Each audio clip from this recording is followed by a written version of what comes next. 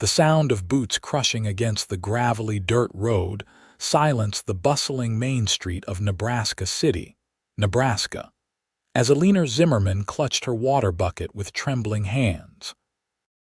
The year was 1876, and Eleanor had made the grave mistake of visiting the town well alone as the sun began its descent toward the horizon. Now, 3 men with menacing grins and dust-covered dusters circled her like vultures eyeing a wounded animal. "Well, well, what do we have here?" The tallest outlaw sneered, his face weathered by years on the run and marked with a jagged scar that ran from his left eye to the corner of his mouth. "A pretty little thing all alone at dusk." Eleanor backed up, her spine pressing against the cool stone of the well. She'd only been in Nebraska City for 3 weeks, having fled Chicago after her parents' death left her with nothing but debts and unwanted suitors. The boarding house where she'd found work and lodging was just 2 streets away, but it might as well have been in another territory. "Please," she managed, her voice steadier than she felt, "I have nothing of value." The second outlaw, a man with a ginger beard and yellowed teeth, chuckled. "Oh, I wouldn't say that, miss." His eyes roamed over her in a way that made her skin crawl beneath her modest blue dress. The third man, shorter but broader than the others, moved to block any path of escape she might have considered. "Gonna be real friendly like, ain't ya?" he growled. Eleanor's heart hammered against her ribs.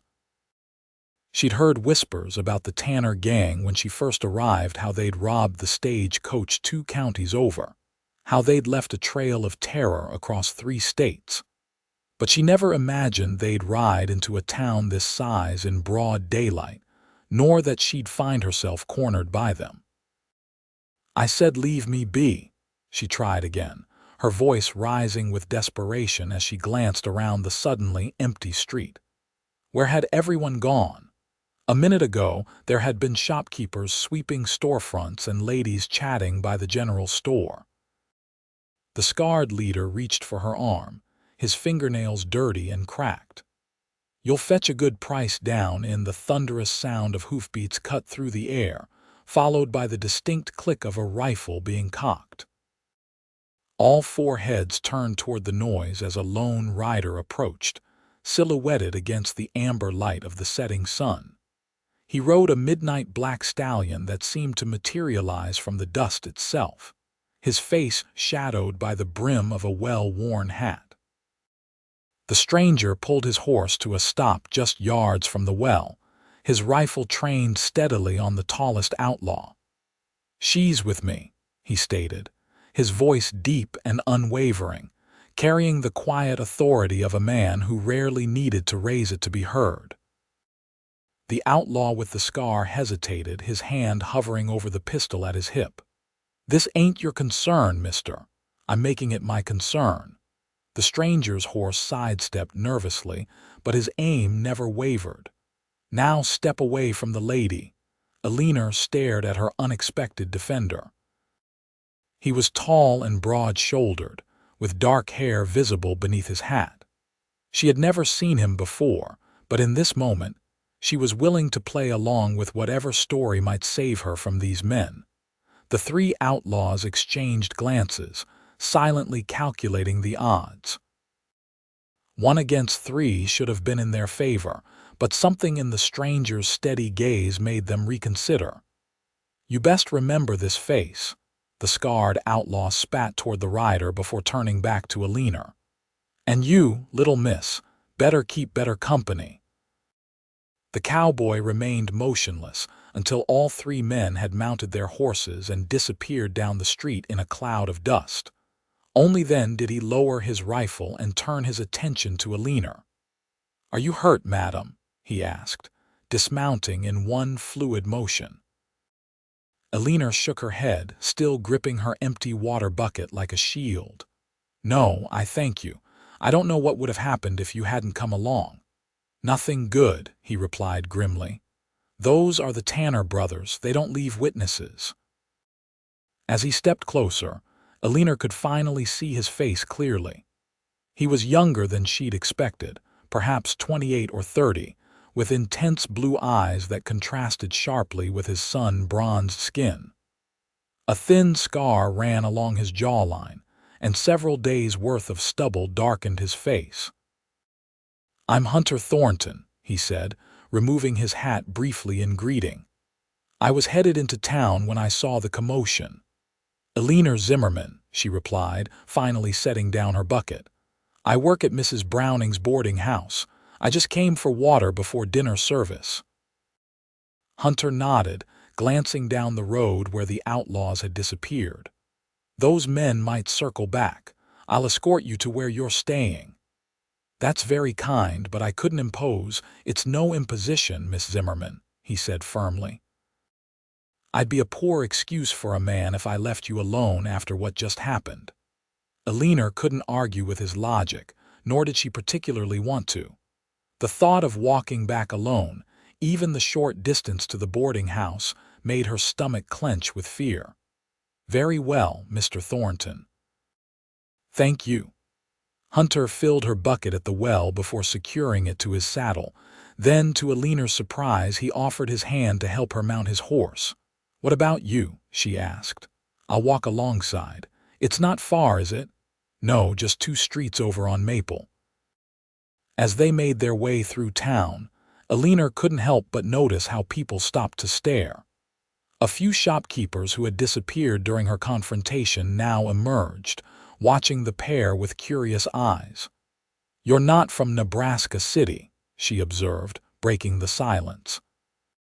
Hunter shook his head. "Just passing through. I've been tracking those men for almost 3 weeks." Eleanor's grip on the saddle horn tightened. "You're a lawman," a shadow passed over his face. "Not exactly." He was quiet for a moment before adding, "Let's just say I have business with the Tanners." Before Eleanor could press further, they arrived at Mrs. Browning's boarding house, a 2-story clapboard structure with a wide front porch and neatly tended flower boxes. Hunter helped her dismount, then retrieved her water bucket. "Thank you again," Eleanor said, suddenly aware of how disheveled she must look after her ordeal. She smoothed her hands over her skirt and tucked a loose strand of chestnut hair behind her ear. "You should stay inside for the next few days, Miss Zimmerman," Hunter advised, his expression serious. "Those men don't give up easily when they've set their sights on something. Are you staying in town?" The question slipped out before Eleanor could consider how forward it sounded. If Hunter was surprised by her inquiry, he didn't show it. "For a while. I've got a room at the Dakota Hotel." The front door of the boarding house swung open and Mrs. Browning appeared, her plump face pinched with concern. "Eleanor, where have you been?" "Dinner needs serving," and she stopped abruptly when she noticed Hunter. "Mrs. Browning, this is Mr. Thornton," Eleanor quickly explained. "He helped me at the well when I had some trouble." The older woman's eyes narrowed with understanding. "The Tanners are back, aren't they?" "I heard whispers at the Mercantile this morning." She gave Hunter an appraising look. "You'd best come in for dinner, young man. It's the least we can offer for helping our Eleanor." Hunter hesitated, glancing down the street. "I should check in at the hotel and see to my horse." "Nonsense, Mrs. Browning insisted. "The stable boy can tend to your mount, and dinner won't wait. Besides," she added with a pointed look at Eleanor, "I suspect Miss Zimmerman would feel safer with you nearby this evening." Eleanor felt heat rise to her cheeks but couldn't deny the truth in Mrs. Browning's words. Hunter relented with a nod. "Much obliged, madam." As they followed Mrs. Browning inside, Eleanor stole a glance at the mysterious cowboy.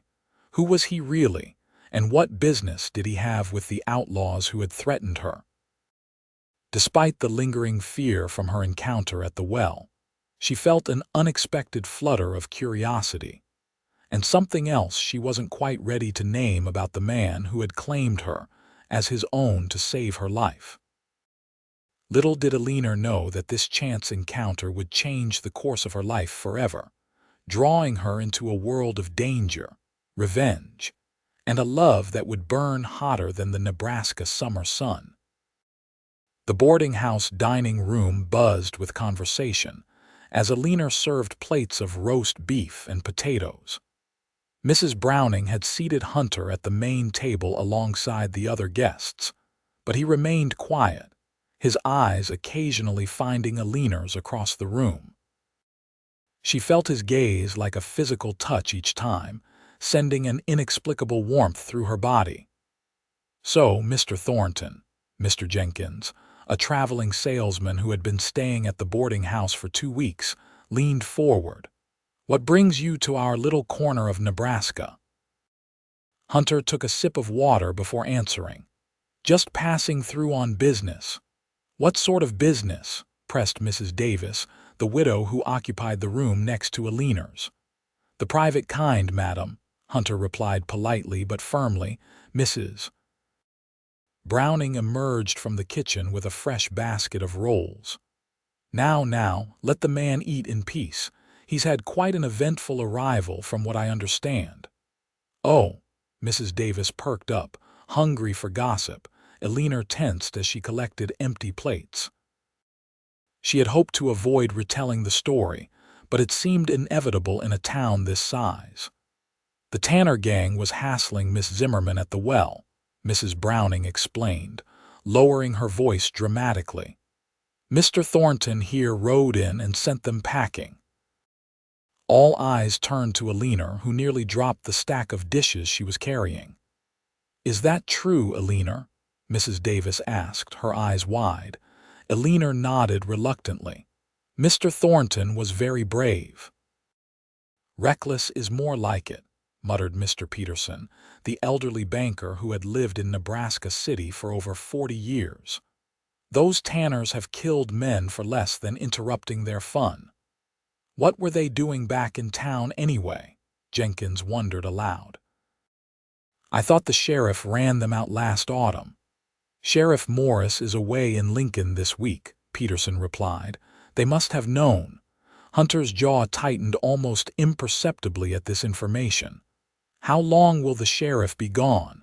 "At least another 5 days," Peterson said. "His deputy's in charge, but that boy couldn't scare off a stray cat, let alone the Tanners." Mrs. Browning clicked her tongue disapprovingly. "That's hardly fair, Mr. Peterson.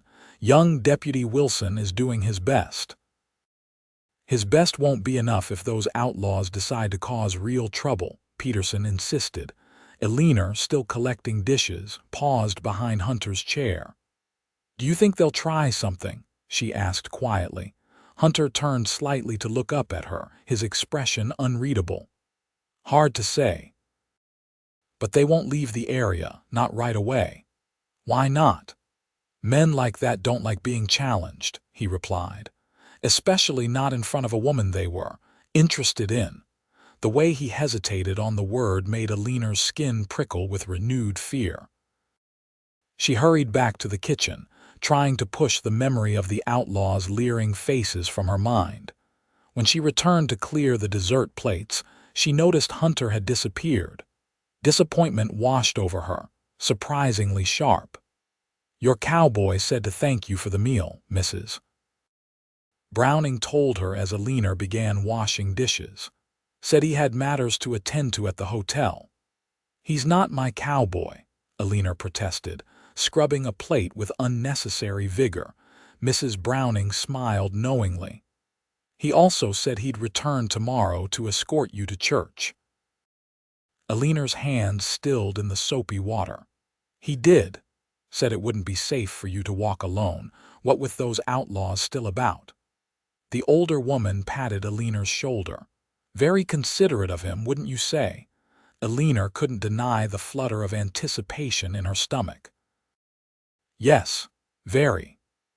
Later that night, as she prepared for bed in her small room at the top of the boarding house, Eleanor found herself drawn to the window that overlooked the main street. The Dakota Hotel was just visible in the distance, its windows glowing with lamplight. Was Hunter Thornton looking out at the same night sky? What had brought him to Nebraska City, at precisely the moment she needed help. And why did her heart race at the thought of seeing him again tomorrow? Eleanor sighed and turned away from the window. She had come to Nebraska to escape her troubled past in Chicago, not to get tangled up in new complications. After her father's death had revealed his gambling debts, and her fiancé, William, had promptly broken their engagement rather than marry a penniless orphan, Eleanor had learned the hard way that depending on others, especially men, was a fool's gamble. Yet as she climbed into bed, she couldn't help but remember the steadiness in Hunter's blue eyes when he had said those 3 words that saved her. "She's with me." Sunday morning dawned bright and clear. Eleanor rose early to help Mrs. Browning prepare breakfast for the boarders. As she kneaded dough for biscuits, she found herself glancing repeatedly at the clock. "He'll be here," Mrs. Browning said with a knowing smile. "A man who faces down 3 outlaws won't be scared off by a church service." Eleanor felt her cheeks warm. "I'm not worried about that. A knock at the back door interrupted her denial. Mrs. Browning wiped her hands on her apron and opened it to reveal Hunter standing on the step, cleanly shaven and dressed in what appeared to be his best clothes, a dark jacket over a crisp white shirt, with a simple string tie at his collar. "Good morning, ladies," he greeted them, hat in hand. "I hope I'm not too early." "Right on time," Mrs. Browning beamed. Come in, come in. Eleanor's just finishing the biscuits and then she'll need to change." Hunter stepped inside, and Eleanor became acutely aware of her flour-covered apron and the loose strands of hair that had escaped her hasty morning bun. "I can wait," he said, his eyes lingering on Eleanor in a way that made her forget the flour on her cheek. "Nonsense," Mrs. Browning insisted.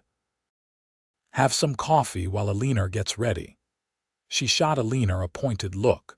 "Quickly, dear." Eleanor hurried upstairs to her room, where she changed into her Sunday dress of pale green cotton. It wasn't fancy, nothing like the silk gowns she'd worn in Chicago, but it was clean and well made. She pinned her chestnut hair into a more presentable arrangement, and added a touch of rose water to her wrists and neck, a small luxury she'd allowed herself to keep from her previous life. When she returned downstairs, she found Hunter engaged in conversation with Mrs. Browning, a cup of coffee in his hand. "There you are," Mrs. Browning said brightly. "Don't you look lovely?" Hunter stood, setting his cup aside. "You do indeed, Miss Zimmerman." Eleanor thanked him, noticing that he'd trimmed his stubble into a neat, short beard that somehow made his blue eyes even more striking. "Shall we?" He offered his arm, and Eleanor placed her hand lightly upon it. As they walked toward the church at the center of town, Eleanor was intensely aware of the curious glances from other churchgoers. Nebraska City was small enough that a newcomer was notable. A newcomer escorting one of the town's newest residents was cause for speculation. "Everyone's staring," she murmured, Hunter's mouth quirked into a half-smile. "Let them. It might help keep the tanners away if they think you're spoken for."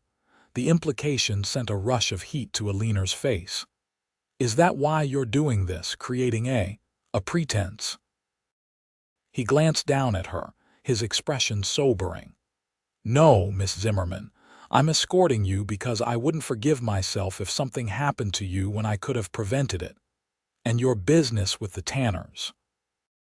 She pressed, lowering her voice as they approached the white clapboard church. "What exactly is that?" Hunter's jaw tightened, and for a moment, Eleanor thought he wouldn't answer. Then he guided her to a quiet spot beneath a cottonwood tree just outside the churchyard. "2 months ago, the tanners robbed a stagecoach near Fort Kearney," he said, his voice low and controlled. "My sister Hannah was a passenger. She tried to stop them from taking an elderly woman's wedding ring." He paused, his eyes focusing on something distant. "They shot her. Left her to die on the side of the road." Eleanor gasped softly, her hand involuntarily tightening on his arm, I'm so sorry." "She was 19, Hunter continued, a muscle working in his cheek. "Just married 3 months. Her husband Thomas was waiting for her in Omaha." "And that's why you're tracking them," Eleanor whispered, understanding dawning. "For justice." Hunter's eyes met hers, and the cold determination she saw there sent a chill down her spine. "The law hasn't caught them in 2 years of trying. I'm not leaving it to chance." Before Eleanor could respond, the church bell began to ring, summoning worshippers inside. "We should go in," Hunter said, his tone shifting back to politeness, as if they'd been discussing nothing more serious than the weather. Throughout the service, Eleanor found it difficult to concentrate on Reverend Walsh's sermon. Her mind kept returning to Hunter's revelation.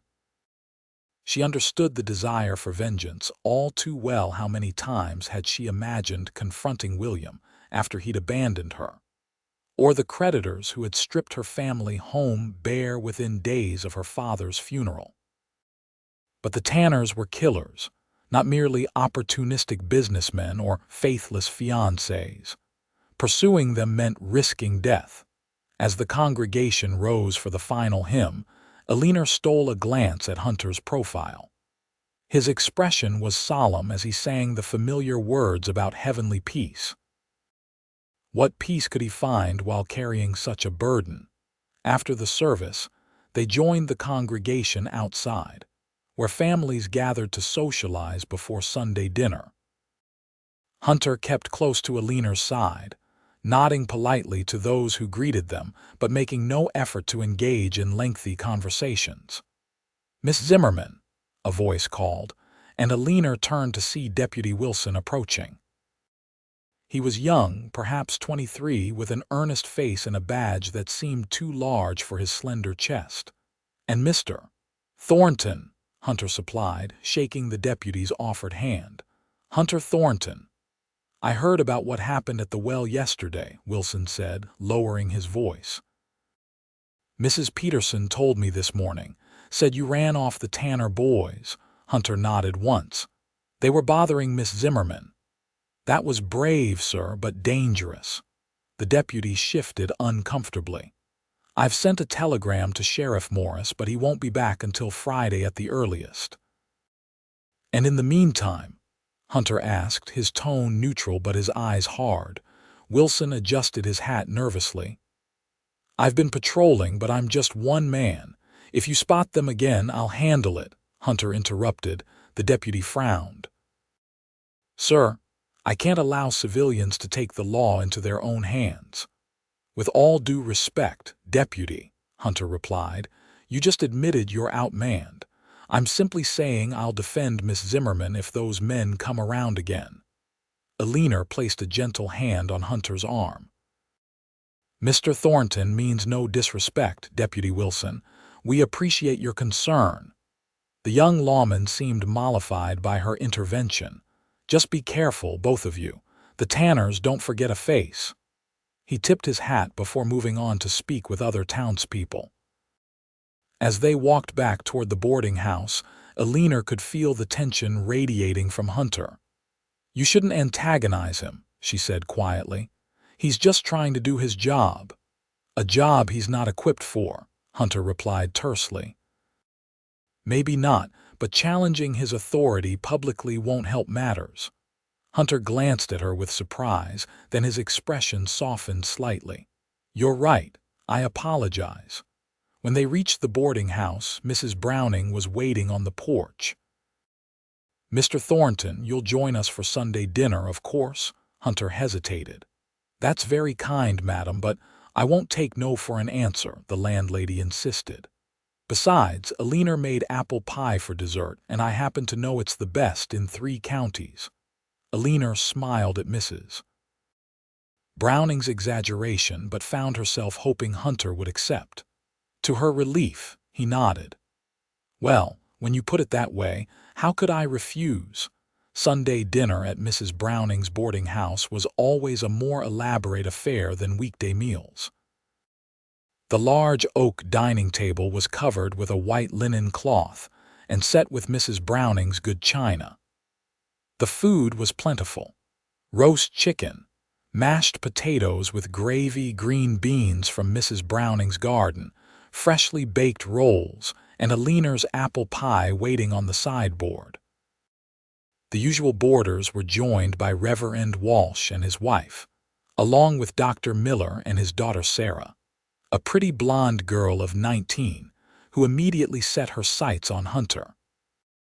"Mr. Thornton," she said as they were seated, somehow managing to claim the chair beside him before Eleanor could approach.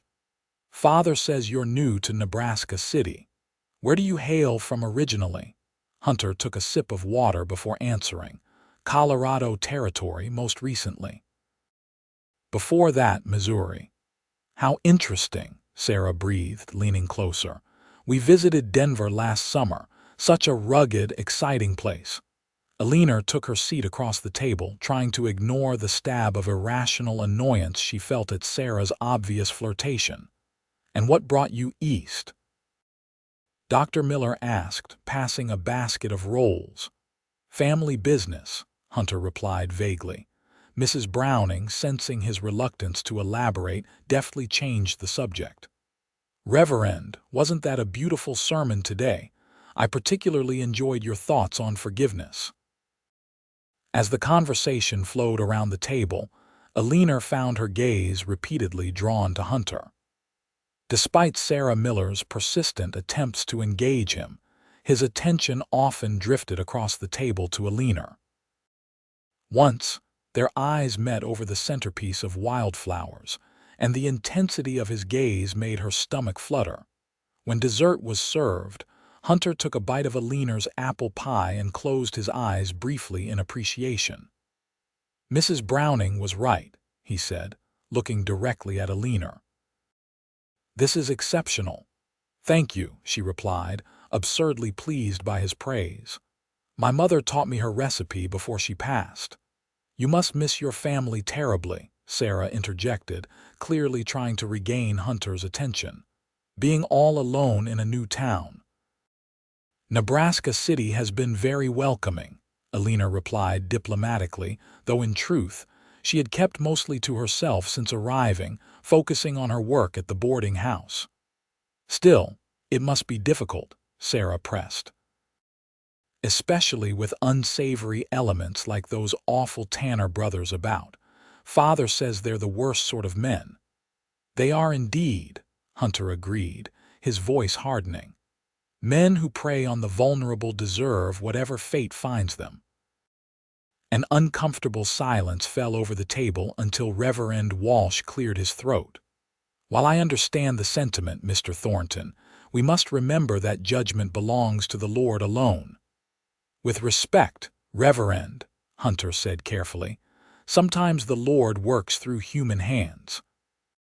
"Perhaps," Walsh conceded, "but vengeance rarely brings the peace we seek." The conversation shifted again, but Eleanor couldn't stop thinking about Hunter's words and the pain behind them. When dinner concluded, she helped Mrs. Browning clear the table while the guests moved to the parlor for coffee. That Sarah Miller couldn't be more obvious if she tried, Mrs. Browning muttered as she handed Eleanor dishes to dry. "Practically throwing herself at your Mr. Thornton." "He's not my Mr. Thornton," Eleanor protested weakly. "Hum," Mrs. Browning hummed skeptically. "And I suppose that's why he barely took his eyes off you throughout dinner." Eleanor felt her cheeks warm.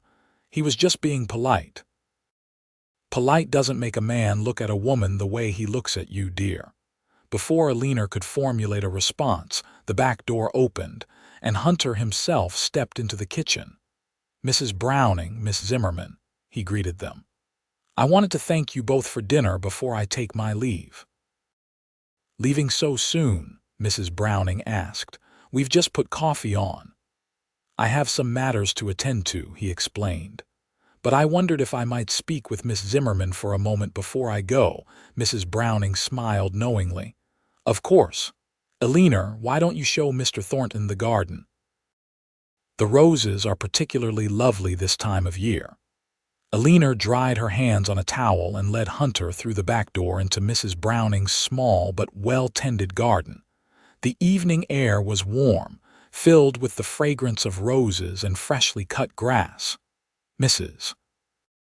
Browning exaggerates, Eleanor said, gesturing to the modest flower beds. It's hardly a garden to boast about. It's peaceful, Hunter observed. Reminds me of my mother's garden back in Missouri. Eleanor sat on a small bench beneath an apple tree, and after a moment's hesitation, Hunter joined her. I wanted to thank you, he said, for not revealing what I told you about Hannah to the others. It wasn't my story to tell, Eleanor replied softly. Hunter nodded, his eyes on the distant horizon where the sun was beginning its descent. I'll be gone for a few days, he said after a pause. Eleanor's heart sank. You're leaving Nebraska City, not for good. I received word that the Tanners were spotted at a camp about 20 miles west of here. His jaw tightened. I need to confirm it's them. Alone. Eleanor couldn't keep the concern from her voice. That's too dangerous. I've been tracking them for weeks, he assured her. I know how to keep my distance. And when you find them, she pressed. What then? Hunter was silent for a long moment. I don't know yet, he finally admitted, but I can't let them hurt anyone else the way they hurt Hannah. He turned to look at Eleanor, his expression softening. The way they would have hurt you. The intensity in his eyes made it difficult for Eleanor to breathe. When will you go? Dawn tomorrow. And if something happens to you? The thought made her stomach clench with fear, despite having known him for barely a day. Nothing will, he promised. But there is something I'd ask of you while I'm gone. What is it? Stay close to the boarding house. Don't go to the well alone or anywhere else by yourself. His voice grew urgent. Even if I confirm the Tanners have moved on, there could be others in their gang nearby. Eleanor nodded, touched by his concern. I promise. Hunter seemed relieved. Good, I'll return as soon as I can. As they rose to walk back to the house, Eleanor gathered her courage. Mr. Thornton, Hunter, why did you help me yesterday? You could have ridden past. Most men would have. He stopped, turning to face her fully. When I saw you at that well, surrounded by those men, I saw Hannah. His voice roughened. I couldn't save her, but I could save you. The raw honesty in his words touched something deep within Eleanor. Without thinking, she reached out and took his hand. I'm sorry about your sister, and I'm grateful you were there for me. Hunter looked down at their joined hands, then slowly, deliberately, turned his palm to interlace his fingers with hers. The simple contact sent a shiver up Eleanor's arm. When I return, he said quietly, would you allow me to call on you properly, not just as a protector but as a friend? The word friend seemed inadequate for the connection Eleanor already felt forming between them, but she nodded. I'd like that very much. They stood there for a moment longer, hands linked, until the sound of voices from the house reminded them they weren't truly alone. I should go, Hunter said reluctantly, releasing her hand. Remember your promise. And you remember yours, Elena replied, to return safely. As she watched him walk away through the garden gate, Elena felt as though something significant had shifted in her world. She had come to Nebraska City seeking refuge and a quiet life, determined to rely on no one but herself after the betrayals she'd suffered in Chicago. Instead, she had found Hunter Thornton, a man driven by grief and vengeance, yet gentle enough to worry about her safety, to ask permission to call on her like a proper gentleman. A man who made her heart race and her carefully constructed walls begin to crumble. Whatever happened next, Elena knew her life would never be the same. The first light of dawn was just breaking over the horizon when Elena woke to the sound of hoofbeats in the street below. She rushed to her window, just in time to see Hunter riding away from Nebraska City, his figure gradually becoming smaller until he disappeared from view entirely. 3 days passed with no word from Hunter. Eleanor kept her promise, staying close to the boarding house and allowing Mrs. Browning's stable boy to fetch water from the well. But with each passing hour, her worry grew. On the afternoon of the fourth day, Eleanor was beating rugs in the backyard when she heard the unmistakable sound of horses approaching. Her heart leaped, thinking Hunter had returned, but when she looked up, her blood ran cold. The three Tanner brothers sat atop their horses at the garden gate, the tallest one the scarred leader grinning maliciously. "Well, well," he drawled, dismounting and approaching the fence. "If it ain't the pretty little thing from the well. Been looking for you, darlin'." Eleanor dropped the rug beater and backed toward the house. "Mrs. Browning," she called, her voice high with fear. "Mrs. Browning," the outlaw's grin widened. "No need for that. We just came to deliver a message." "What message?" Eleanor managed, her mouth dry. "From your cowboy friend." The scarred man pulled something from his pocket and tossed it over the fence. It landed at Eleanor's feet, a bloodied piece of fabric that she recognized with horror as torn from Hunter's shirt. "He won't be riding to your rescue anymore." The world seemed to tilt beneath Eleanor's feet. "You're lying," she whispered. "Wish I was, for his sake," the outlaw replied with mock sympathy. "He put up quite a fight, found him snooping around our camp. Bad mistake." The back door of the boarding house flew open, and Mrs. Browning emerged with a shotgun in her hands. "You get away from here," she shouted, raising the weapon. "Deputy Wilson is on his way." The Tanners exchanged glances, clearly weighing their options. "We've delivered our message," the scarred one said, mounting his horse again. "But don't you worry, little lady. We'll be back for you. Got unfinished business, you and us." With that, they rode off, leaving Eleanor staring at the bloodied fabric on the ground. "Eleanor, come inside, Mrs. Browning urged, keeping the shotgun trained on the retreating outlaws. Now, Eleanor couldn't move. "They said they killed him," she whispered. "Hunter, they killed him." Mrs. Browning's face softened with sympathy. "We don't know that for certain. Come inside, dear. We need to tell Deputy Wilson." Numbly, Eleanor allowed herself to be led into the house, still clutching the bloody scrap of Hunter's shirt. It couldn't be true. He had promised to return. He had asked to call on her. "I'll send for the deputy," Mrs. Browning said, setting the shotgun aside. "And Mr. Jenkins can go to the hotel, see if they've heard anything from Mr. Thornton." Eleanor nodded mechanically, but inside, a cold certainty was forming. Hunter had gone after dangerous men alone, driven by grief and a thirst for justice for his sister. Now he had met the same fate. Deputy Wilson arrived within minutes, his young face grave as Eleanor recounted what the Tanners had said. "I need to organize a search party," he decided.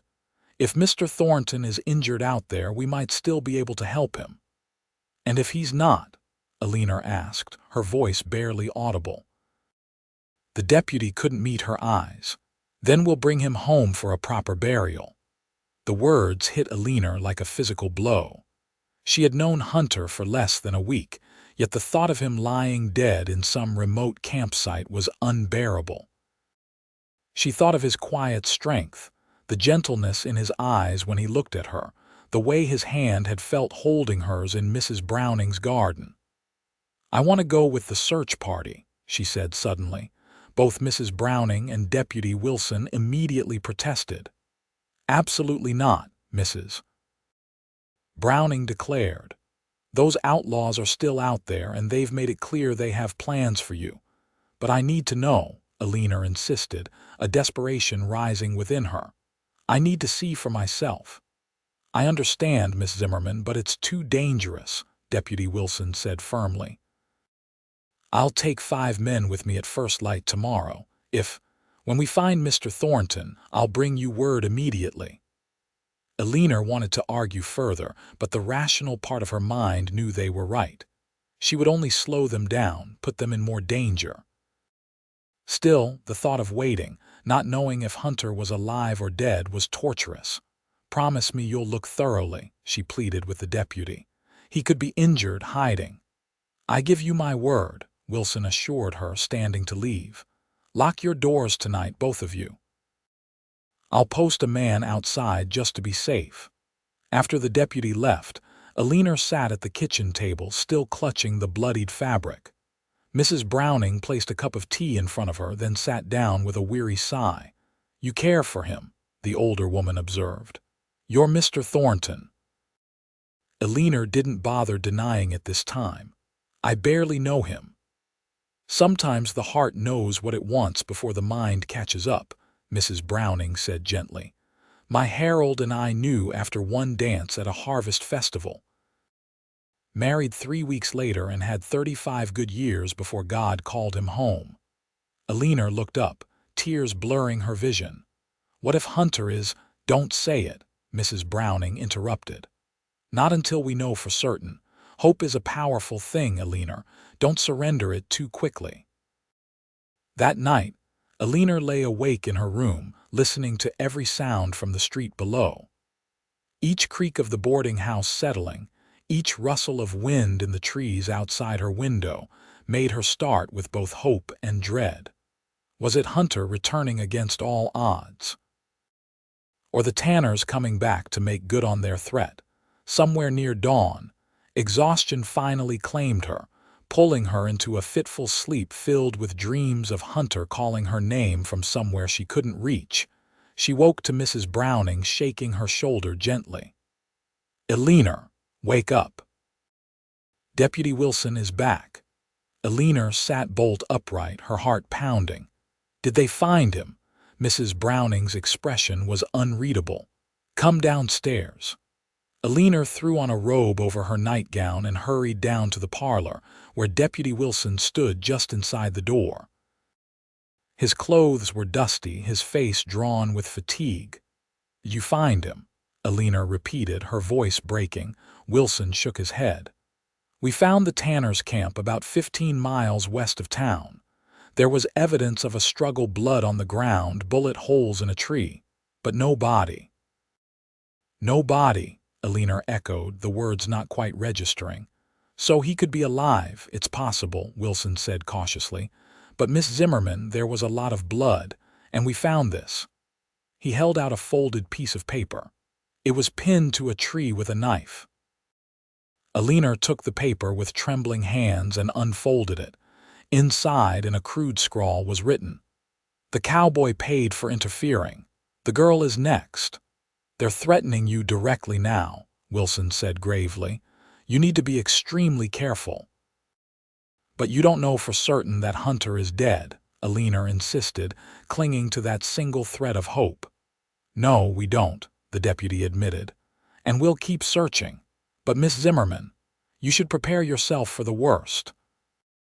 After Wilson left, promising to post men around the boarding house and to continue searching for Hunter, Eleanor sat motionless in the parlor. Mrs. Browning brought her breakfast, but she couldn't eat. "I have to do something," she said finally. "I can't just sit here waiting." "There's nothing you can do that the deputy and his men aren't already doing," Mrs. Browning reasoned. "The best thing for you is to stay safe, just as Mr. Thornton wanted."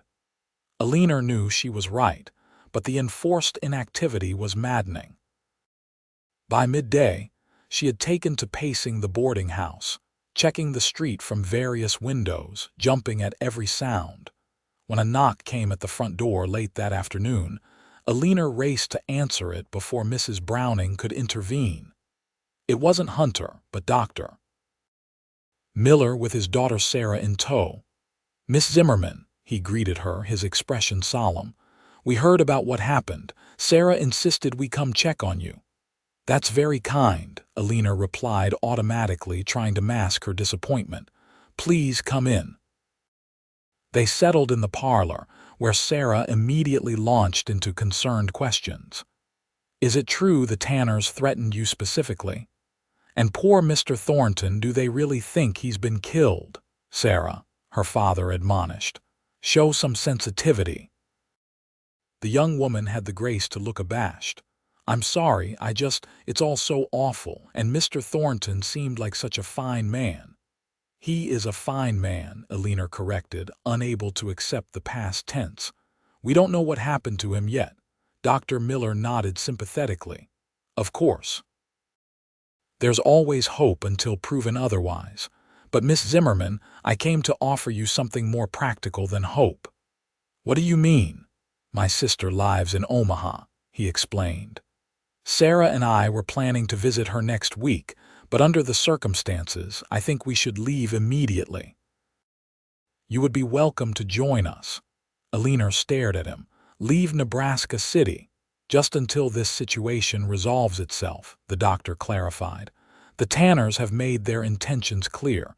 You would be safer in Omaha, at least temporarily. The offer was sensible, even generous. Omaha was a larger city, far from the Tanners' usual territory. She would be safe there, but leaving meant giving up on Hunter. I appreciate your concern, Dr. Miller, she said slowly, but I can't leave. Not yet. Because of Mr. Thornton, Sarah asked, her voice uncharacteristically gentle. Eleanor nodded. I need to know what happened to him. Dr. Miller sighed. I understand loyalty, Miss Zimmerman, but Mr. Thornton would surely want you to be safe above all else. He would, Eleanor agreed, but I can't abandon him when there's still a chance he's alive. After the Millers left, with a promise that the offer remained open should Eleanor change her mind, Mrs. Browning found her standing at the kitchen window, staring out at the gathering dusk. Dr. Miller is right, you know, the landlady said softly. You'd be safer in Omaha. I know, Eleanor admitted, but I can't explain it, Mrs. Browning. Something inside me says Hunter is still alive, and if there's even the slightest chance, I have to stay. Mrs. Browning studied her for a long moment, then nodded. Then we'll face whatever comes together. But promise me you won't do anything foolish. I promise, Eleanor said, though even as the words left her mouth, an idea was forming in her mind. An idea that Mrs. Browning would certainly consider foolish, perhaps even dangerous. But if Hunter was alive and injured somewhere beyond the reach of Deputy Wilson's search party, Eleanor couldn't simply wait and hope. She needed to act. The next morning, Eleanor rose before dawn. She dressed in her simplest skirt and blouse, pulling a shawl around her shoulders despite the summer warmth. In a small bag, she packed bread, cheese, a water flask, and the small knife she used for peeling vegetables in the kitchen. Mrs. Browning was still asleep as Eleanor crept down the back stairs and out through the garden. The deputy Wilson had posted outside the boarding house was dozing in a chair on the front porch, his hat pulled low over his eyes. Eleanor's heart pounded as she slipped through the garden gate and made her way to the livery stable at the edge of town. Mr. Hayes, the stable master, was already up, tending to the horses. Miss Zimmerman, he greeted her with surprise. You're about early. I need to rent a horse, Mr. Hayes, she said, trying to sound more confident than she felt. The stable master frowned. Deputy Wilson said you weren't to leave town, said it wasn't safe. It's important, Eleanor insisted. Please, I wouldn't ask if it weren't absolutely necessary. Hayes studied her face, then sighed. You're going looking for that Thornton fella, ain't you? Eleanor didn't deny it. The search party didn't go far enough. He could be out there, injured, unable to make it back to town. Or he could be exactly where the Tanners want you to be, alone and unprotected, Hayes countered. Those men are dangerous, Miss Zimmerman. They've killed before and won't hesitate to do so again. I understand the risk, Eleanor said quietly, but I have to try. Wouldn't you do the same for someone you cared about? The question gave the stable master pause. After a long moment, he nodded reluctantly. Let me at least give you my gentlest mare, and a pistol. A pistol, Eleanor repeated, alarmed. I don't know how to use one. It's simple enough, Hayes said, leading a dappled gray mare from her stall. Point and pull the trigger.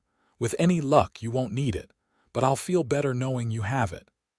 As Hayes saddled the mare and showed Eleanor how to handle the small revolver, the eastern sky began to lighten. Soon the town would be awake, and her absence noticed. "The tanner's camp was west of town," Hayes told her, helping her mount. "About 15 miles, according to what I heard. Follow the creek that runs behind the church. It'll lead you to where the deputy found their camp." Eleanor tucked the revolver into her bag with shaking hands. "Thank you, Mr. Hayes." The stable master's weathered face creased with concern. "Be careful, Miss Zimmerman, and if you find any sign of trouble, you turn right around and come back. Promise me." "I promise," she said, though they both knew it was a promise she might not be able to keep. As Eleanor rode out of Nebraska City, the sun was just cresting the horizon, casting long shadows across the rolling prairie. She had never ventured this far from town alone, and the vastness of the landscape was both beautiful and intimidating. She followed the creek as Hayes had instructed, keeping her eyes fixed on the western horizon. 15 miles seemed an impossible distance on horseback, but Eleanor was determined. Every hoofbeat carried her further from safety and potentially closer to Hunter. The morning grew warm as the sun climbed higher. Eleanor stopped once to rest the mare and drink from her water flask, scanning the landscape for any sign of movement. The prairie seemed empty, but she couldn't shake the feeling of being watched. By midday, the creek had narrowed, winding through increasingly rugged terrain. Stands of cottonwood trees provided occasional shade, and in the distance, low hills broke the flatness of the prairie. It was near one such stand of trees that Eleanor first noticed something unusual: a flock of circling birds, their dark shapes wheeling against the blue sky. Scavengers, her mind supplied with a chill. Urging the mare forward, Eleanor approached cautiously. As she drew closer, she could see signs of recent human presence: a fire pit with cold ashes, discarded food tins, trampled grass where horses had been tethered. This must be the abandoned camp Deputy Wilson had found. Eleanor dismounted, tying the mare to a tree branch. Her heart pounded as she surveyed the site. There was dried blood on the ground near the fire pit, just as Wilson had described. A tree at the edge of the clearing bore bullet holes in its trunk. "Hunter," she called tentatively, her voice sounding small in the vastness. "Hunter, are you here?" Only silence answered her. Eleanor moved methodically through the camp, searching for any clue to what had happened, or where Hunter might have gone if he had been able to leave under his own power. She found empty whiskey bottles, more bullet casings, and then, partially hidden beneath a fallen branch, a man's hat, Hunter's hat. Eleanor picked it up with trembling hands. The brim was stained with dried blood, and there was a bullet hole through the crown. Her stomach lurched at the implication. "No," she whispered. "No, please." A twig snapped behind her, and Eleanor whirled around, clutching the hat to her chest. At the edge of the clearing stood a figure, tall, broad-shouldered, leaning heavily against a tree. "Eleanor." The figure croaked, his voice rough with disbelief. Eleanor's heart stopped, then raced. "Hunter." He took an unsteady step forward, and Eleanor could finally see him clearly. His face was bruised, a gash across his forehead crusted with dried blood. His shirt was torn and bloodied, one arm held protectively against his side. But he was alive. With a cry, Eleanor ran to him, reaching him just as his strength seemed to give out. He sagged against her, his weight nearly bringing them both to the ground. "You're alive," she breathed, helping him to sit against the tree. "The tanners said they'd killed you. They showed me your shirt with blood." "Almost did," Hunter managed, his breathing labored. "Shot me, left me for dead. Been trying to make it back to town." Eleanor quickly retrieved her water flask, helping him drink. "You're hurt badly. We need to get you to Dr. Miller." Hunter shook his head weakly. Tanners might still be around, too dangerous for you. I'm not leaving you here, Eleanor said firmly, fear giving way to determination. Can you ride? Not sure. He attempted to straighten and winced in pain. Bullet grazed my side, lost a lot of blood, but I think it missed anything vital. Eleanor helped him remove his tattered shirt to examine the wound. A deep furrow ran along his right side, the flesh angry and red but no longer actively bleeding. She used her water to clean it as best she could, then tore strips from her petticoat to bind it. What were you thinking, coming out here alone? Hunter asked as she worked, his blue eyes clouded with pain but fixed intently on her face. I was thinking I couldn't bear it if you died alone out here, Eleanor replied honestly. Not when I just found you. Something flickered in Hunter's expression, surprise, followed by a warmth that had nothing to do with fever. You shouldn't have risked yourself for me. You risked yourself for me at the well, she countered. And again by going after the Tanners. That's different. Why? Because you're a man and I'm a woman. Despite his pain, Hunter's mouth curved into a slight smile. Because I've been hunting men like the Tanners for years. I knew the risks. So did I, Eleanor said simply, finishing the bandage. Now, we need to get you on that horse and back to town before dark. With considerable effort and not a few pained groans from Hunter, Eleanor managed to help him onto the mare's back. She climbed up behind him, one arm wrapped around his waist to keep him steady, the other holding the reins. We'll take it slow, she assured him, urging the mare into a walk. Just lean back against me if you need to. As they made their way back toward Nebraska City, Hunter drifted in and out of consciousness, occasionally mumbling words Eleanor couldn't quite catch. She kept him talking as much as possible, afraid that if he fell completely silent, she might lose him. Tell me about Hannah, she prompted when his head began to loll forward. What was she like? Hunter stirred, straightening slightly. Stubborn, he said, his voice faint but clear. Like you. Brave, too brave for her own good. Is that why she tried to stop the Tanners from taking that woman's ring? Yes, always fighting for others. Hunter's voice strengthened as he spoke of his sister. She was the best of us, made me promise to look after Thomas if anything happened to her. Seems she knew the risk she was taking even then. And did you look after Thomas? Hunter was quiet for a moment. I tried. But after Hannah died, he changed, became reckless, bent on revenge. Last I heard, he was tracking the Tanners himself further north. Eleanor tightened her grip around Hunter's waist as the mare navigated a rocky patch of ground. Is that why you're really after them? For Thomas, partly, Hunter admitted, but mostly for Hannah. And for all the others they've hurt, someone has to stop them. The law has failed, Hunter finished for her.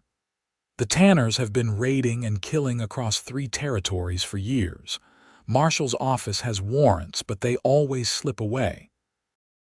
Eleanor couldn't argue with his logic, but the thought of Hunter continuing his dangerous pursuit made her heart constrict with fear.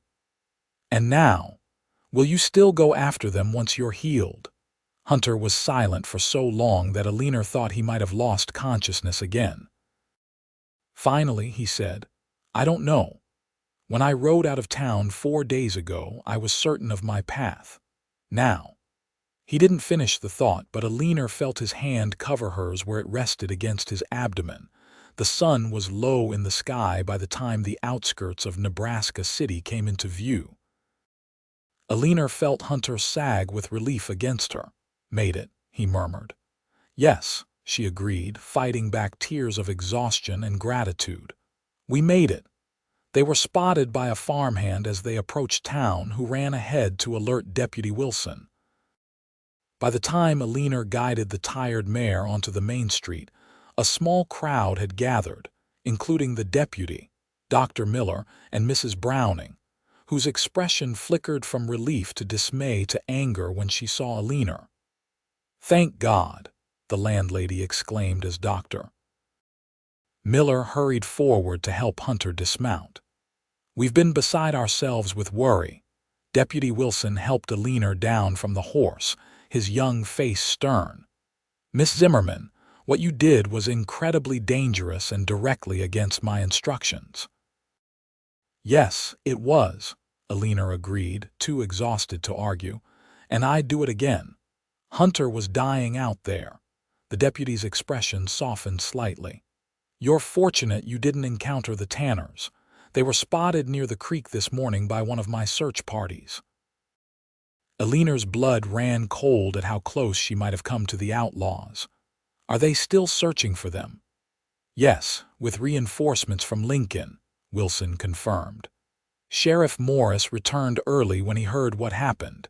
They're determined to bring the Tanners in this time." While they were speaking, Dr. Miller had examined Hunter's wound and directed several men to carry him to the doctor's office down the street. "Miss Zimmerman," the doctor called, "Mr. Thornton is asking for you." Eleanor hurried to follow, but Mrs. Browning caught her arm. "You and I will be having words about this later, young lady," the older woman warned, though there was more worry than anger in her tone. "I know," Eleanor conceded. "And I'm sorry for frightening you, but I couldn't sit by and do nothing." Mrs. Browning's expression softened.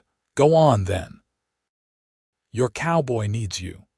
In Dr. Miller's tidy office, Hunter had been laid on an examination table, his torn and bloodied shirt removed completely. The doctor was cleaning the wound properly, preparing to stitch it closed. "This will hurt," Dr. Miller warned him. "I can give you laudanum for the pain." Hunter shook his head. "Just get it done." Eleanor moved to his side, taking his hand in hers. "I'm here," she said softly. Hunter's fingers tightened around hers as the doctor began stitching. His jaw clenched with pain, but he made no sound. "You're fortunate," Dr. Miller commented as he worked. "The bullet grazed you deeply but didn't penetrate. Another inch to the left and we'd be having a very different conversation." "Wasn't luck," Hunter managed through gritted teeth. "Was wearing my father's pocket watch. Bullet hit it first." "Then your father saved your life," the doctor said, tying off the last stitch.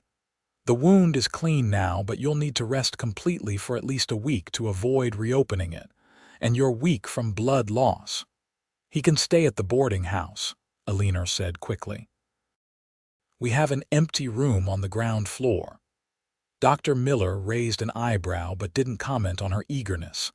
"That would be suitable, provided he's not moved until tomorrow. I'd like to keep him here tonight for observation."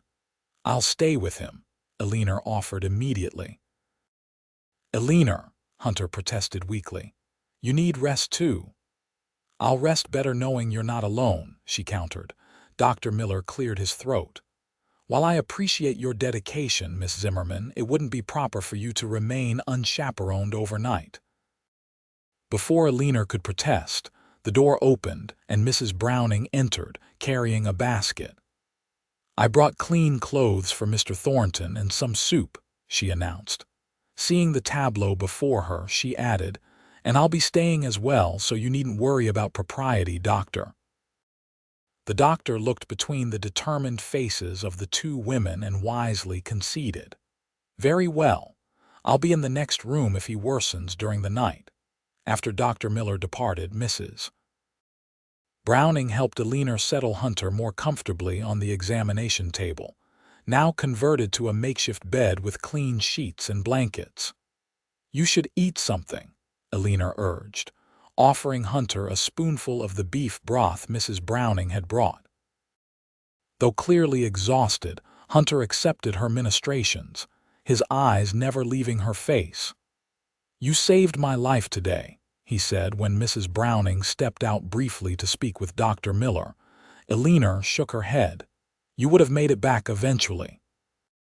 "No," he insisted, catching her wrist gently. "I was getting weaker each hour. Another night out there and—" He didn't need to finish the thought. "Why did you do it, Eleanor? Risk yourself that way?" Eleanor could have offered many reasons: compassion, duty, basic human decency.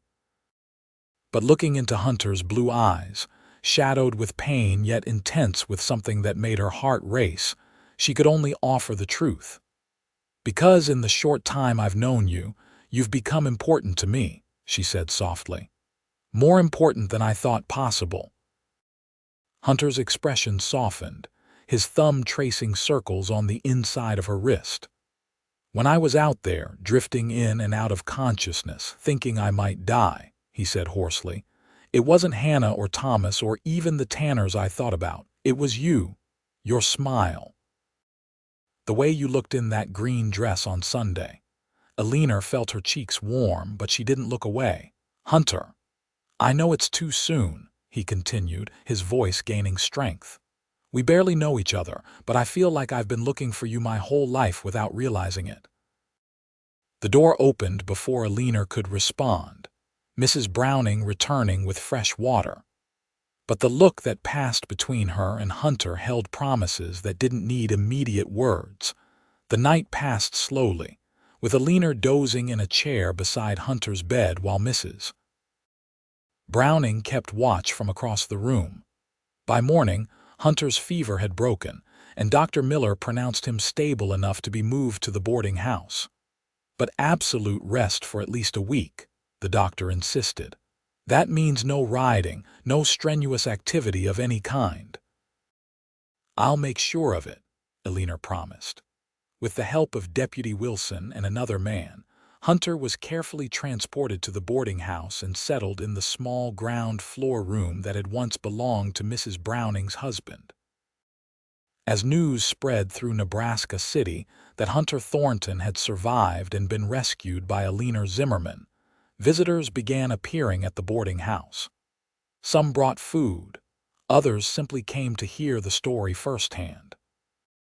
Eleanor found herself thrust into the role of both nurse and storyteller, recounting her journey while tending to Hunter's needs. She didn't mind. Each retelling strengthened her own belief in what had happened, making it seem less like a dream and more like the pivotal moment she knew it was. By the third day of Hunter's convalescence, the steady stream of visitors had dwindled, allowing for quieter moments between them. Eleanor would read to him from Mrs. Browning's small collection of books, or they would simply talk, sharing stories of their lives before Nebraska City. Hunter told her about growing up in Missouri, the son of a blacksmith who had taught him to work with metal and wood. About his years drifting westward after his father's death, working as a ranch hand and occasionally as a scout for the army. About Hannah, who had married young and followed her husband to Omaha, where he worked for the railroad. In turn, Eleanor shared her own story, her comfortable childhood in Chicago as the daughter of a successful merchant, the devastating loss of both parents within months of each other, and the discovery that her father had gambled away their fortune. "My fiancé broke our engagement the day after my father's funeral," she told Hunter as they sat in the boarding house garden one warm afternoon. "Said he couldn't marry a woman with no dowry and mounting debts." Hunter's expression darkened. "Sounds like a man of poor character." "He was," Eleanor agreed. "Though at the time it felt like the end of the world. I had to sell everything just to pay the creditors, and even then, it wasn't enough."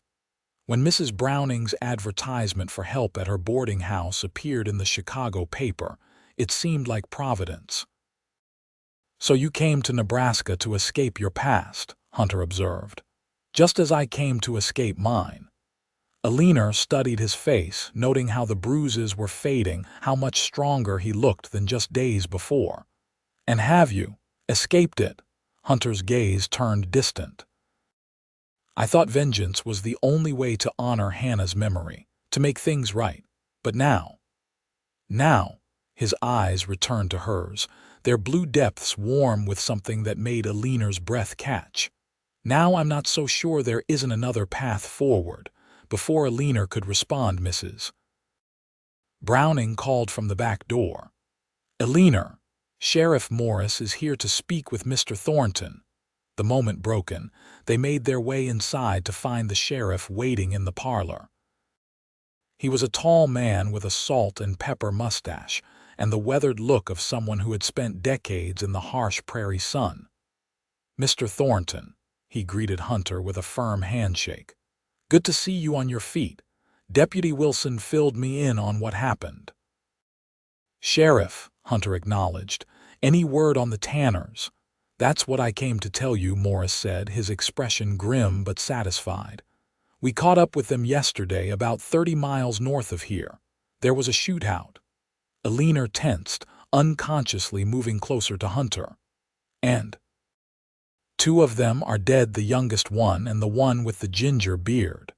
The leader, Scarface Tanner, is in custody, shot in the leg, but he'll live to hang." Hunter's shoulders sagged with what might have been relief, grief, or some complex mixture of both. "You're certain it was them?" Sheriff Morris nodded. "No doubt. Found wanted posters from 3 territories on them, along with items stolen from recent robberies." He paused, then added more gently, "And we found a locket with a woman's portrait inside. Deputy Wilson mentioned your sister." Hunter swallowed hard, his face pale. "Hannah, yes, she wore a silver locket with her husband's likeness inside. I'd like you to come identify it when you're well enough," the sheriff said, "and to give your statement about what happened at their camp." "Of course," Hunter agreed. "And thank you, Sheriff, for bringing them to justice." After the sheriff left, Hunter stood motionless in the center of the parlor, his expression unreadable. Eleanor approached him cautiously. "Are you all right?" He looked at her as if coming back from somewhere distant. "I've been chasing them for so long," he said quietly. "Imagined confronting them, making them pay for what they did to Hannah, and now it's over," Eleanor finished for him. "Justice has been served, even if not by your hand." Hunter nodded slowly. "It should feel more conclusive. But all I can think is that it won't bring her back." Eleanor took his hand, leading him to the sofa where they sat side by side. "No, it won't. Nothing can do that, but maybe now you can honor her memory in other ways." "How?" "By living," Eleanor said simply. "By being the good man she knew you to be." Hunter's hand tightened around hers. "When I rode into Nebraska City that day and saw you at the well, I was so focused on finding the Tanners that I almost rode past. But something made me stop." His voice roughened with emotion. "I think maybe it was Hannah, guiding me to where I needed to be, not where I thought I was going." Eleanor's heart swelled at his words. "I'm glad you stopped." "So am I," Hunter said softly, reaching up to brush a strand of hair from her face. "So am I." The days that followed brought a new rhythm to life at the boarding house. Hunter grew stronger, gradually taking short walks through town with Eleanor at his side. They became a familiar sight in Nebraska City, the tall cowboy and the slender young woman, often deep in conversation, or simply enjoying each other's company in comfortable silence. Deputy Wilson returned Hannah's locket to Hunter after he had identified it, and Eleanor often found him sitting quietly in the garden, the silver oval open in his palm as he looked at his sister's face. "I should write to Thomas," he said one evening as they sat beneath the apple tree. "Tell him it's over." "You know where to find him?" Eleanor asked. Hunter shook his head. "Not exactly. Last I heard, he was headed toward Wyoming territory, but I can send letters to the marshal's offices along the way. Someone will find him eventually." "And what will you tell him?" Hunter was quiet for a moment, watching the sunset paint the western sky in shades of gold and crimson.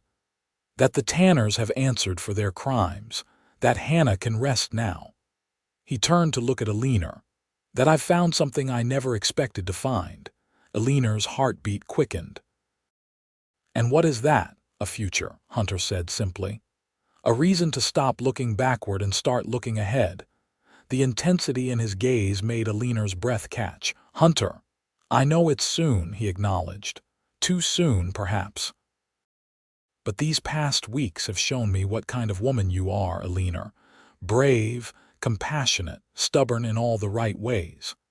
His mouth quirked into a smile. "And I find myself thinking about building a life here in Nebraska City. A life that, if I'm very fortunate, might include you." Eleanor could scarcely believe what she was hearing. After William's rejection in Chicago, she had locked away the part of her heart that dreamed of love and family, focusing instead on survival, on independence. Yet here was Hunter Thornton, looking at her as if she were the only woman in the world, offering her a chance at everything she had once wanted. "What are you saying exactly?" she asked, needing to hear the words. Hunter took her hands in his. "I'm saying that I care for you, Eleanor. More than I thought possible after losing so much. And while I can't offer you wealth or position, I can offer you my heart and my promise to cherish you always." Tears blurred Eleanor's vision as joy bloomed within her chest. "I don't need wealth or position," she whispered. "I just need you." Hunter's smile was radiant as he leaned forward to press his forehead against hers. "Then you have me, for as long as you want me." "That might be forever," she warned him, her own smile breaking through her tears. "Forever sounds just about right," he murmured. And then, finally, his lips met hers in a kiss that felt like coming home. 2 weeks later, Eleanor stood nervously in Mrs. Browning's bedroom, the landlady fussing with the simple white dress they had worked together to create for this day. "Something borrowed," Mrs. Browning said, carefully pinning a pearl brooch to Eleanor's bodice. "This was my mother's." "It's beautiful," Eleanor breathed, touching the lustrous pearls reverently. "Thank you for everything, Mrs. Browning, for giving me a home when I needed one most." The older woman's eyes grew misty. "You've brought life back to this house, Eleanor, and that cowboy of yours, well, he's a good man. I knew it the moment he rode up to rescue you at the well." A knock at the door interrupted them, and Dr. Miller's voice called, "Ladies." "Reverend Walsh is ready when you are." Eleanor took a deep breath, smoothing her hands over the white cotton of her wedding dress. It was simple, without the elaborate bustles and trimmings of Chicago fashion, but it was perfect for a bride in Nebraska City. "Are you ready, dear Mrs. Browning asked, adjusting Eleanor's wreath of wildflowers one last time. Eleanor nodded, her heart too full for words.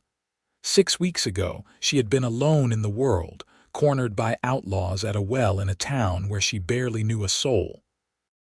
Now she was about to marry a man who had ridden into her life like a hero from a storybook, but who had proven himself to be something far better, a real man, with real strength, real flaws, and real love to offer. The small parlor of the boarding house had been transformed for the occasion.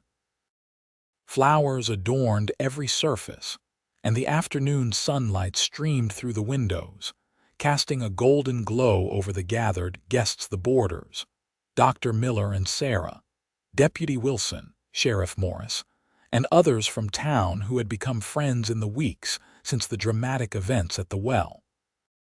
And there at the front, standing beside Reverend Walsh, was Hunter.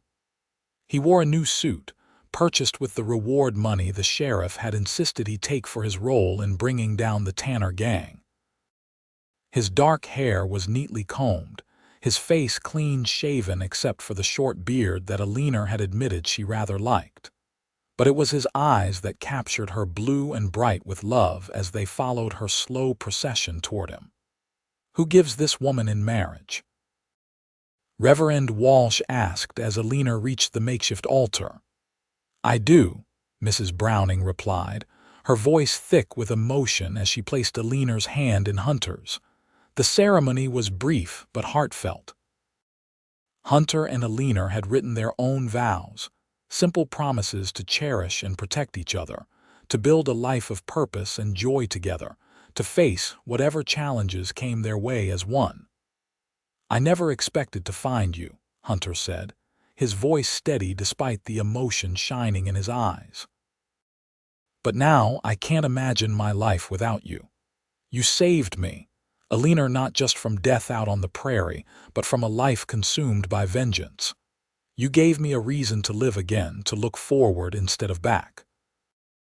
You claimed me as yours before you even knew me, Elena replied, thinking of those first words at the well. She's with me, you said, and in that moment, something in my heart recognized you, even though we were strangers. You've shown me what true courage is. Hunter, not just the bravery to face danger, but the courage to open your heart after loss, to choose love over hatred, life over vengeance.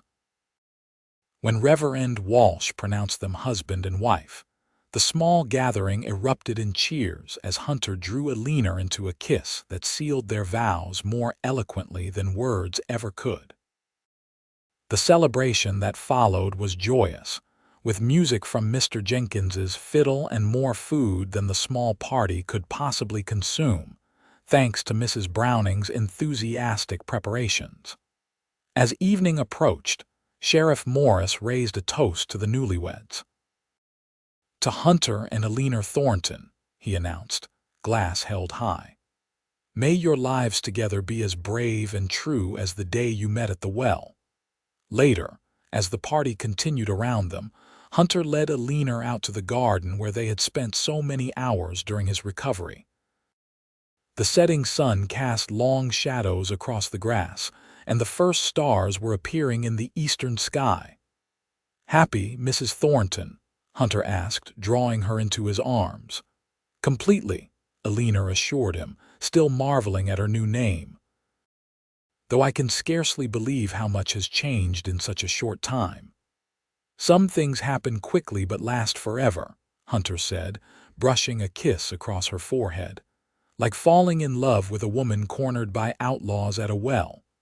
Eleanor smiled up at him. "Or falling in love with the cowboy who rode through and claimed her as his own." "I have something for you," Hunter said, reaching into his pocket. He withdrew a small velvet pouch and placed it in her palm. "A wedding gift." Eleanor opened the pouch carefully, gasping when a silver locket slid into her hand, not Hannah's, but a new one, its surface etched with delicate flowers. "It's beautiful." "Open it," Hunter encouraged. Inside, she found a tiny daguerreotype of Hunter on one side. The other side was empty. "For our future," Hunter explained, his voice soft. "For the family we'll build together."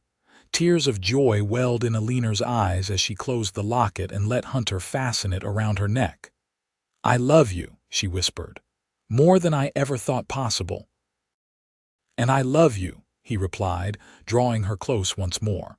"My brave Eleanor, who faced down outlaws and risked herself to save a stranger." "Not a stranger," she corrected. "The man I was always meant to find." As twilight deepened around them, Eleanor and Hunter returned to their wedding celebration, surrounded by friends who had become family in this small prairie town. The future stretched before them, a home of their own, children perhaps, years of building a life together in Nebraska City, or wherever their path might lead them. But whatever came next, they would face it together, their love forged in the crucible of danger and sacrifice, tempered by loss and healing, and ultimately stronger for all they had endured. A love that began with 3 simple words at a well on the edge of town: "She's with me." Epilogue. 5 years later, the sound of children's laughter echoed through the garden behind the small but sturdy house at the edge of Nebraska City.